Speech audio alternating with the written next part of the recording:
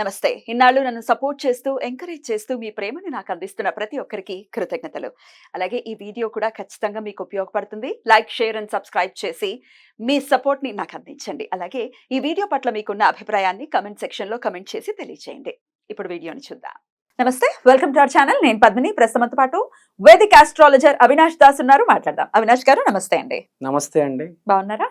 బాగున్నాను దేవుడి దయ వల్ల. ఓం నమః శివాయ. ఓం నమో వెంకటేశాయ. భార్యాభర్తల మధ్య సఖ్యతా లోపాలు అనేది సర్వసాధారణంగా మనం చూస్తూనే ఉన్నాం. భార్యాభర్తలు చీటికి మాటికి ప్రతి చిన్న విషయానికి కూడా గొడవ పడటం అనేది మరి ఈగో క్లాషెస్ అనేవి చాలా ఎక్కువైపోయాయి. అడ్జస్ట్మెంట్ టెంపర్మెంట్ అనేది చాలా తక్కువైంది. ఎందుకు నవ్వుతున్నారు? సర్వసాధారణమైన నాకు వచ్చేటటువంటి కాల్స్ ఇవే అని అంటూ ఉంటాను. అనేది ఏమైనా వచ్చిందా థాట్? డెఫినెట్లీ మరి ఎలా ఇది ఏడవలేక నవ్వటం ఇవన్నీ. అప్పటికి అడ్జస్ట్మెంట్ టెంపర్మెంట్ అనేది లేదు అసలు. బ్రాటప్ లో కూడా ఈ మధ్య మరి అలా పెంచుతున్నారో పెంచట్లేదు. అడ్జస్ట్మెంట్ అనేది ఉండాలి లైఫ్ లో అని చెప్తున్నారో పెద్దవాళ్ళు చెప్పట్లేదు. తెలియనటువంటి పరిస్థితి. విడిపోతూ పోతే ఇంకేది ఎక్కడ ఎండ్ కార్డ్ పడుతుంది కదా, ఎక్కడో ఒకటి మనం ఆగాలి కదా. రైట్. ఎనీవేస్ వాళ్ళ perceptions matters. End of the day perception ని మనం తప్పు పట్టలేము. ఎవరి పర్సెప్షన్ వాళ్ళకు ఉంటుంది, ఎవరి ఫేస్ చేసే విధానం వాళ్ళకు ఉంటుంది. కాబట్టి ఎండ్ ఆఫ్ ది డే ఇప్పుడు నేను అడిగేటటువంటి క్వశ్చన్ ఏంటంటే, సఖ్యతా లోపాలు పోయి వాళ్ళు చాలా సఖ్యంగా ఉండి భార్యాభర్తలు ప్రేమానురాగాలతో ఉండాలి. ఫస్ట్ అండి స్టాటిస్టిక్స్ మాట్లాడతాను. హైదరాబాద్లో ప్రతి సంవత్సరం 70,000 పెళ్ళిళ్ళు అవుతున్నాయి. దాంట్లో 4,500 డైవర్స్. అంటే ఆల్మోస్ట్ 70,000 అయితే 4,500. 4,500 డైవర్స్ అవుతున్నాయి. అంటే ఆల్మోస్ట్ 5% ఎంతో, 5% కన్నా ఇంకా ఎక్కువ. సో విషయం ఏంటంటే, వాళ్ళు ఏం చేస్తారంటే పెళ్ళైన తర్వాత చాలా ఎక్స్పెక్ట్ చేస్తారు. అవన్నీ ఏవి రాపోయేసరికి, మ్యాచ్ అయిపోయేసరికి అరవడం మొదలెడతారు. వీళ్ళలో తప్పులు చూసుకోవడం మానేసి ఆవిడలో ఏ తప్పులు ఎత్తుకుతూ ఉంటాడు. అసలు చేయాల్సింది ఏంటి? ఒక వైట్ పేపర్ తీసుకొని ఆమెలో ఉన్న పాజిటివ్ పాయింట్స్ ఒక 5 పాయింట్లు రాసి, హస్బెండ్ అయినా వైఫ్ అయినా ఆ పార్ట్నర్ అనే అతను ఆమె వైట్ పేపర్ల మీద ఒక 5 పాయింట్స్ రాసి అవే చదువుతూ పోవాలి. దాని తర్వాత దాని గురించి ఇంకా రాస్తూ పోవాలి. జనాలు ఏం చేస్తారంటే, ఒక 5 నెగిటివ్ ఉంటే దాన్నే భూతద్దంలో చూసి దాన్నే పగలు రాత్రి ఆలోచించి ఆ పార్ట్నర్ మీద కసి పెట్టుకొని కోపం వచ్చేసి తర్వాత అరవడం మొదలెట్టేసి, తర్వాత వాళ్ళ అమ్మ నాన్న మీద అరవడం మొదలెట్టేసి, ఇది దాని ఏమంటారు పతాక స్థాయి దాకా వెళ్ళిపోతుంది. కరెక్ట్. చివరికి ఏమవుతుంది, ఈ 4,500 కేసులు ఉన్నాయి కదా, దీంట్లో ఒకటిగా చేరుతారు. ఇప్పుడు మా ఫ్రెండ్ ఒక ఆయన ఉన్నాడు, ఇలానే జరిగితే కౌన్సిలింగ్ సెంటర్కి వెళ్ళాను. అందరు అక్కడ కూడా కొట్టుకుంటున్నారు. కోర్టుకి వెళ్ళి పంపిస్తే వాళ్ళు కోర్టులు మా వల్ల కాదనైనా మీరు కౌన్సిలింగ్ సెంటర్కి వెళ్తే అక్కడ కూడా కొట్టుకుంటున్నారు, జుట్టు పీక్కుంటున్నారు ఒకరికొకరు. నేను చూశాను, మా ఫ్రెండ్ జరిగింది కౌన్సిలింగ్ సెంటర్లో. పోలీసు వాళ్ళు కూడా షాక్ అవుతున్నారు, వీళ్ళని ఎలా కంట్రోల్ చేయాలో అర్థం కావట్లే. అత్త మామ ఇద్దరు సైడు, భార్య భర్త అందరు తిట్టుకుంటున్నారు. మొత్తం బూతులే అన్నీ. చాలా దారుణంగా ఉందండి. పాజిటివ్ చూడాలి. మీ అత్తలో కావచ్చు, మీ మావలో కావచ్చు, మీ పార్ట్నర్లో కావచ్చు, పాజిటివ్ చూడాలి. ఏ మనిషి పర్ఫెక్ట్ కాదు. Definitely not. మనలో ఫస్ట్ నెగిటివ్ చూసుకోవాలండి. అవును, మనం ఎలా ఉన్నాం, ఎందుకు ఇలా బిహేవ్ చేస్తున్నారు. అవతల్లో పాజిటివ్ చూడాలి, మనలో నెగిటివ్ చూడాలి. మన నెగిటివ్ మనం కరెక్ట్ చేసుకోవాలి. కొన్ని ఎక్స్ట్రీమ్ సిచ్యువేషన్స్ ఉంటే అవి వేరు. అవును, ఇప్పుడు మ్యాన్ హ్యాండ్లింగ్ చేస్తున్నారు, కొడుతున్నారు, అబ్యూజింగ్ చాలా విపరీతంగా ఉంది. అవి కూడా ఒప్పుకోండి, మీరు కలిసే ఉండండి అని ఎవ్వరూ చెప్పరు కదా. చిన్న చిన్న ఇష్యూస్ యాక్చువల్ గా జరిగేది ఏంటంటే, అబ్యూసింగ్ వీళ్ళు కూడా సర్దుకుపోతారు. నేను చూశాను, ఈ చిన్న చిన్న వాటికి గొడవ పెట్టి అది అంటారు కదా, చిలికి చిలికి వాన, అది గాలివాన అయిందని. ఈ కేసే ఎక్కువ ఉంటది. చిన్నవి ఈ అబ్యూస్ చేసుకునే వాళ్ళు కూడా ఒక స్టేజ్కి అడ్జస్ట్ అయిపోయి, కాంప్రమైజ్ అయిపోయి వెళ్ళిపోతారు జీవితంలో ముందుకి. అది కానీ చిన్న చిన్నవి దానికి చాలా బ్యాడ్ చేస్తున్నారండి. ఫస్ట్ మనం ఏం చేయాలంటే, నేను ఫ్రాంక్గా చెప్తాను, ప్రతి ఇంట్లో జరిగేది ఏంటంటే, 7:30 అయితే ఐపీఎల్ మ్యాచ్ మొదలవుతుందండి. ఇప్పుడు ఐపీఎల్ మ్యాచ్ మొదలవుతుంది. ఆవిడ వచ్చి ప్లేట్లో అన్నం ఇస్తుంది. వీడు కనీసం ఆవిడ వైపు చూడకుండా ప్లేట్ తీసుకొని తింటూ మ్యాచ్ మొత్తం మాకు కానిచ్చేస్తాడు. ప్లేట్ ఇచ్చిన తర్వాత ఒకసారి ఆమె వైపు చూడాలి, ఒక స్మైల్ ఇవ్వాలి. తిన్న తర్వాత బాగా చేశారు అని చెప్పాలి. సేమ్ ఆవిడ కూడా కాంప్లిమెంట్ చేయాలి ఇద్దరిని ఒకరికొకరు. ఎలా కమర్షియల్ అయిపోయారంటే, ఇది ఇమోషనల్గా ఫైనాన్షియల్గా మాట్లాడతానంటే మీ డబ్బులు మీవి, నా డబ్బులు నావి, అలా మాట్లాడుతున్నారు. మన డబ్బులు మన పిల్లలు కాదు, నా పిల్లోడు నా డబ్బులు, ఇలా తయారైపోయారండి ఫ్రాంక్గా.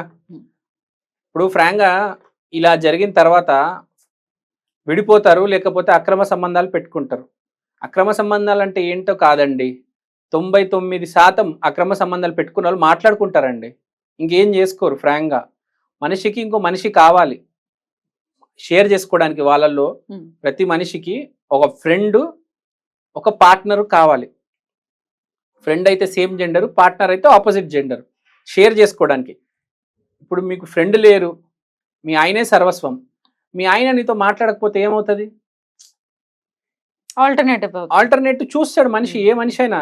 ఇప్పుడు షేర్ చేసుకోవడం అనేది ఫుడ్డే కాదండి, ప్రపంచంలో మోస్ట్ ఇంపార్టెంట్ మనలో ఉన్న ఫీలింగ్స్. అది షేర్ చేసుకోకపోతే చాలా ప్రాబ్లమ్స్ వస్తాయి, డైవర్స్ జరుగుతుంది, అక్రమ సంబంధాలు. ఏది షేర్ చేసుకోకపోయినా పర్లేదు, ఫీలింగ్స్ షేర్ చేసుకో. మన లోపల ఉన్న బాధ, కష్టం, మంచి చెడు షేర్ చేసుకోవడానికి ఒక మనిషి ఉండాలి. అందుకనే కదా ఫ్రాంక్గా పెళ్లి చేసుకునేది, లేకపోతే ఒక ఫ్రెండ్ అనే ఉంది షేర్ చేసుకోవడానికి కదా. నువ్వు ఆ రోజంతా ఐపీఎల్ మ్యాచ్ చూస్తావు, ఆమెమో టీవీ సీరియల్ చూస్తుంది, కనీసం ఒకరు మొహాలు ఒకరు చూసుకోరు కొన్ని కేసుల్లో. అయితే ఒక పని మనిషి వచ్చి వండి వెళ్ళిపోతుంది. ఇంత గమ్మత్తుగా ఉంటుంది కొన్ని చోట్లలో. వాడి ఆఫీస్లో ఇంకేదో జరుగుతుంటది, ఈవిడ ఫోన్లో ఇంకేదో జరుగుతూ ఉంటది, ఇలానే అవుతుందండి. మరి ఎట్లా కలిసి అన్నం తినాలి. ఆ ఐపీఎల్ మ్యాచ్ ఆపండి ప్లీజ్, ఆ టీవీ సీరియల్ ఆపండి, కూర్చొని అన్నం తినాలి, కలిసి ఇద్దరు అన్నం తినాలి. ప్లస్ రోజుకి ఏ పనిలో ఉన్నా కూడా 4-5 సార్లు ఫోన్ చేసుకోవాలి, ఆఫీస్లో ఉన్నా కూడా ఫోన్ చేసుకొని మాట్లాడుకోవాలి, తిన్నావా, ఏం చేస్తున్నావు, ఇది అది. సింపుల్గా చెప్పాలంటే షేర్ చేసుకోవాలి ఏదైనా. ఆవిడెవరో మీ ఇంట్లో ఏదో గెస్ట్ ఉన్నట్టు ఫీల్ అవ్వకూడదు. కరెక్ట్ కదా, రైట్. అయినప్పటికీ ఇవన్నీ జరుగుతున్నాయంటే, అయినా గొడవలు అవుతున్నాయంటే ఏం చేయాలి అని అడుగుతారు, దానికి ఏమన్నా రెమెడీ? ఫస్ట్ రెమెడీ ఏంటంటే అండి, పేపర్ తీసుకొని పాజిటివ్ పాయింట్స్ రాయండి, మీ పార్ట్నర్ గురించి రాసి దాని మీద ఫోకస్ చేయండి. సెకండ్, ఇప్పుడు నేను ఆస్ట్రాలజికల్ రెమెడీ చెప్తా. కరెక్ట్. లేడీస్ అనే వాళ్ళు రెడ్ జాస్పర్ బ్రేస్లెట్ వేసుకోవాలి, మగవాళ్ళు అనేవాళ్ళు బ్లాక్ రుద్రాక్ష మాల వేసుకోవాలి. ఎందుకు అనంటే, black rudraksha mala is for cleansing. అంటే అతను బ్లాక్ రుద్రాక్ష మాల వేసుకున్న తర్వాత ఆఫీస్ పని ఆఫీస్లో, ఇంట్లో ఉన్నప్పుడు ఇంట్లోనే, అంటే అతను క్లీన్ చేయగలుగుతాడు. అతను ఆఫీస్లో ఉన్న స్ట్రెస్ ఇంటికి తీసుకొచ్చి అది ఐపీఎల్లో బయటికి తీయడము అదంతా కాకుండా ఆఫీస్ స్ట్రెస్ ఆఫీస్లో వదిలేస్తాడు. ఇంట్లో వాళ్ళ అటెన్షన్ అంతా వాళ్ళ పార్ట్నర్ మీద ఉంటుంది. సో బ్లాక్ రుద్రాక్ష మాల వేసుకుంటే క్లెన్జింగ్ జరుగుతుంది, ఆ స్ట్రెస్ అనేది పోతుంది. స్ట్రెస్ పోతేనే కదా ప్రశాంతంగా ఉంటాడు. అప్పుడు అర్థమవుతుంది ఐపీఎల్ మ్యాచ్ ఎందుకు, మా భార్య మా ఆయన ఇంపార్టెంట్. సో మగ అతను బ్లాక్ రుద్రాక్ష మాల వేసుకోవాలి. ఆడామె అంటే భార్య రోజ్ క్వార్ట్జ్ బ్రాస్లెట్ వేసుకుంటే చాలా మంచిది.